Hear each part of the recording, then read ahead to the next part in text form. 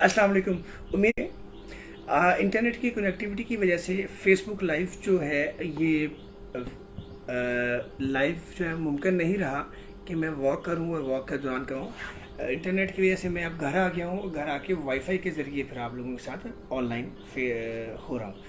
अच्छा, बरसात के दिनों में हॉस्पिटल में इमरजेंसी में आने वाले मरीज़ों में बहुत सारे मरीज़ ऐसे होते हैं जिनको ज़ख़म होता है, जिनको किसी चीज़ ने काट लिया होता है, किसी कीड़े ने काट लिया, बिच्छू ने काट लिया, या सांप ने काट लिया, चूहे ने काट लिया, या यहाँ तक कि डॉग बाइट भी। ये तमाम केसेस जो हैं जो किसी भी हशरात के काटने के होते हैं, ये बरसात के दिनों में ज़्यादा हो जाते हैं। जिसकी सबसे बड़ी वजह ये होती है कि बारिश की पानी की वजह से ज़मीन के अंदर पानी चला जाता है, बिलों के अंदर पानी घुस जाता है। बहुत सारे हशरातुल अर्ज़ जो हैं, सांप, बिच्छू, कीड़े मकोड़े, ये सारे जो है ज़मीन से बाहर आके फिर जो है ना खुश्की पे रहने की कोशिश करते हैं, जिसके दौरान फिर उनका इंसानों के साथ जो है ना इंटरेक्शन हो जाता है और बच्चों को, बड़ों को, बूढ़ों को, किसी को भी ये काट सकते हैं।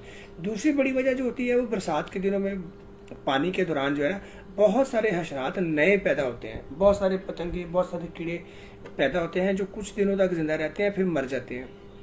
तो ये सारी चीज़ें मिल के जो है ना माहौल के अंदर जो है ना वो इंसेक्ट बाइट जो है उसकी तादाद में इजाफा कर देती है। तो याद रखें कि सर्दियों के मौसम में आपने अपने आप को और अपने बच्चों को इंसेक्ट बाइट से कैसे महफूज करना है, उसमें सबसे पहला जो उसूल है वो ये है कि आपने अंधेरे में कहीं नहीं जाना। रोशनी कम है, मध्यम है, तो आपने उस जगह पे कुछ नहीं करना, वहाँ से कुछ चीज़ को उठा के किसी और जगह पे मुंतकिल करने की कोशिश नहीं करनी है। अंधेरे वाली जगह पे बच्चों को अकेले नहीं जाने देना, चाहे वो अंधेरा जो है वो घर के अंदर किसी स्टोर रूम हो, घर का कोई कार कबाड़ का एरिया जहाँ पर कबाड़ पड़ा हो, वो अंधेरा जो है वो छत के ऊपर हो, वो अंधेरा लॉन के अंदर हो, वो अंधेरा कहीं चलने फिरने की जगह पे हो। तो अंधेरे में आपने नहीं जाना, रोशनी में जाना है, ताकि आपको पता चल सके कि कोई चीज़ तो नहीं मौजूद वहाँ पे। ये रात के टाइम पे हो गया। दूसरा आपने ये करना है कि अपने घरों को काठ कबाड़ से साफ़ सुथरा कर लें। कोशिश करें कि घर के अंदर जहाँ भी कूड़ा वगैरह या कोई पुरानी चीज़ें कबाड़ की पड़ी हुई हैं उनको एक दफ़ा वहाँ से हटाएं, फ़र्श की सफाई करें और उनको दूसरी जगह पे मुंतकिल करें, क्योंकि यकीनी तौर पे जहाँ घर के अंदर कोई कबाड़ की चीज़ें पड़ी होती हैं वहीं पे ही ये इंसेक्ट या हशरात जो हैं वो मौजूद होते हैं और वहीं से निकल के फिर दूसरों को काटते हैं।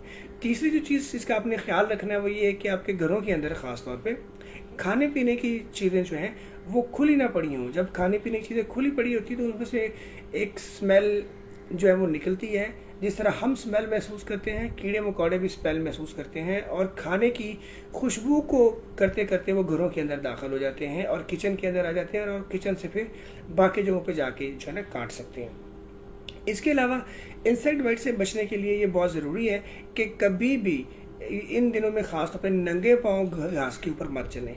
अपने बच्चों को अपने साथ जो है ना बाहर लेके जाएं और अपने सामने उनको खेलने का मौका दें और कोशिश करें कि अर्ली मॉर्निंग और रात के वक्त जो है ना घास के ऊपर मत बैठें, घास के ऊपर मत खेलें। जहाँ भी बच्चों ने खेलना है, खेलने की जगह है, वो आपकी बराह रास्त निगरानी में हो, क्योंकि कई ऐसे वाक़यात आते हैं कि जहाँ बच्चे खेल रहे होते हैं वहीं पे ही कीड़े मकोड़े या बिच्छू या वहीं पे जो है ना सांप मिल जाते हैं, फिर वो बच्चों को काट लेते हैं और काटने के बाद फिर मसला बढ़ जाता है। ये चंद ज़रूरी गुजारिशात थी जो मैंने आपके पेश की हैं कि इंसेक्ट बाइट से कैसे बचना है और इस बचने के लिए आप अपनी फैमिली का कैसे ख्याल रख सकते हैं।